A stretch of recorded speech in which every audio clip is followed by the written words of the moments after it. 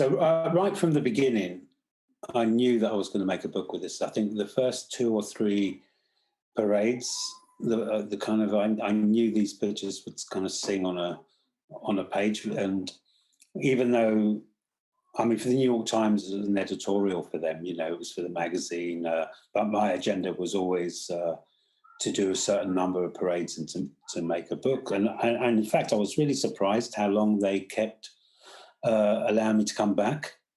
Because they gave me complete freedom once they liked the idea and they saw the early images, and I would just send them images as I was going along. I thought by the summer they would have had enough images for their magazine, which they did have, and I thought, oh, they're going to, they'll stop. Every time I will request, can I come and do this? I thought they'd say, okay, we've got enough, but they kept saying yes. And the original intention for them was to publish the work on the election day, so November the 3rd or whatever the day is. That was their original intention. So, but because Trump had won, they were in such a great shock in New York that they decided to change the whole magazine, and they commissioned photographers across the US to do something the day after right across the States. And they said to me, oh, George, sorry, we're not going to run your images, but we'll run them on the weekend of the inauguration in January. And we thought maybe it'd be a good idea that you continue until the end of the year. So then we have one whole year. So for me, it was like, that was music to my ears, it was, so I managed to do two or three more parades, including Thanksgiving in New York, which was amazing. So the end result for me was fantastic because I was able to continue it for a year, and for my own purposes, I managed to have enough demographics and different types of parades across the country. So, but yeah, my agenda was always to make it a book, and then I suppose the issue I had was how to make the book, because I knew the images needed to have a certain amount of size to them. And I kind of recognized very quickly, without the size, the work doesn't quite register with people in the way it does when you see them bigger. It's if I show people prints of the work, people are always like, wow, these are great. But if you look at them on the internet or on your phone, there's no real impact because you can't, the pictures have too many details in them. So it's not, the work's not Instagram friendly in that sense. So I knew there was an element of size, and I spent a lot of time with the printers in Istanbul, who I have a very good relationship with, Mass, experimenting with trying to see, what size we can do. I didn't want to make the image one picture on a page, because I would have needed the size that I have in the book now, but then you would have this huge book that, would be impossible to look at. So I knew the images needed to go across the gutter, and we tried it traditionally. You can lay flat in that it can open up flat, but with the stitching and the two sides of the page, it's impossible to ever line them up. And because I have so many faces in the pictures, especially in the middle, it's, you end up with one eye here and one eye here if they're across the gutter.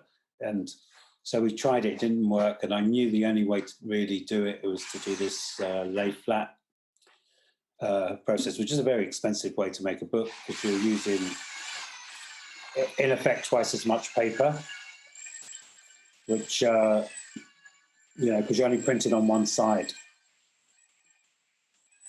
And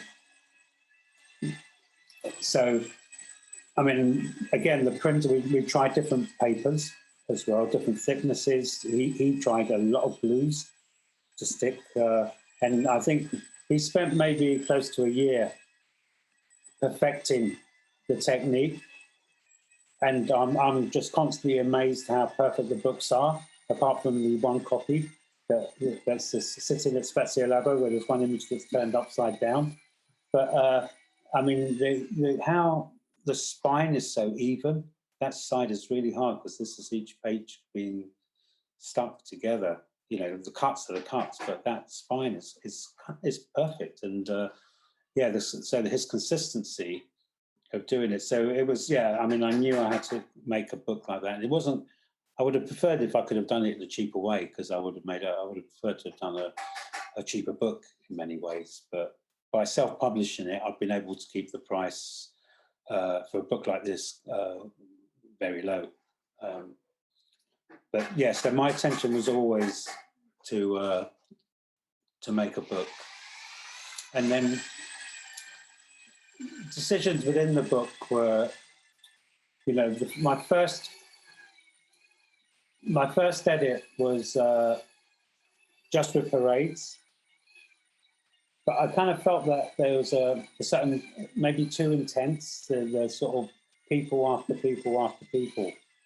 And I'd shot a lot of these empty landscapes, which for me kind of represent these places when the parade's not on. You know, you turn up there in a normal day, and there's no one on the streets. And so they act in kind of two ways. For me, they reference the landscape in each picture. So every parade picture for me is also a landscape. So that's a nod to those landscapes. So it makes you look at the parade images in terms of the landscape as well. And then I think they also act as I suppose for a book to have these kind of slightly, you know, breathers, a space where you can kind of have a little bit of a kind of reflection. I mean, the other way I was pacing the book was also where you go from these very intense masses of people to smaller groups and kind of moving. I kind of tried to move in and out that way as well. And it was very hard book to edit because I had so many images. I mean, some parades were incredible. You know, you come out of the parade and you have 20 images and you think, wow, I've got to choose two. It was, you know, really, really difficult. And I think of a whole book, when I re-looked at everything, I think I missed one image that I think I should have put in. I'm regretting, which is a really strong image. I don't know how I missed it, because I like to spend time with the work as well. So even within the process of having finished the work, I had an offer to make a book straight away in 2017, which I turned down. And I'd like to sit with the work and look at the photographs, live with them over a long period of time, and then make my final selections. And I suppose the second aspect was what I've just spoken about, this finding the best techniques to find the book, how to kind of put it together, the size, and so on. And then making the choice at the end to use a text cover, a font cover. And I was fortunate in that I knew I wanted to use a font, and a tall font, but not being versed in different fonts, I was kind of struggling. I was ending up with Apertura or something like this type of font. And I was at the printers about to work on the cover, and luckily there was a designer there, George Georgiou, who's part of Void, Brazilian designer, fantastic designer. We started to talk, and he has a suitcase of knowledge of all this fonts and so on, and he was just going, I think I can find you something that's more suited. And we talked about what I wanted, and I kind of wanted something that was very American as a font, but also I like the idea of it's because the book is almost like the people are on display. They're in performance in a sense, because I've always seen them as tableaus. You know, if you go back to 16th, 17th century paintings, and I was kind of influenced by some of these kind of big tableaus, and also I suppose within religious paintings as well, going back. It's and I was looking at the colours of for the circus, you know, the circus posters. So in the end, the colours represent these kind of circus posters, and that was kind of the decisions we made around the cover. And I'd always had this idea of the outline. I was thinking to put an outline of one picture on the cover, and Joel suggested we put it on the back. which we did. And then the thing I was struggling with was I didn't want to have the name of the parades under the pictures.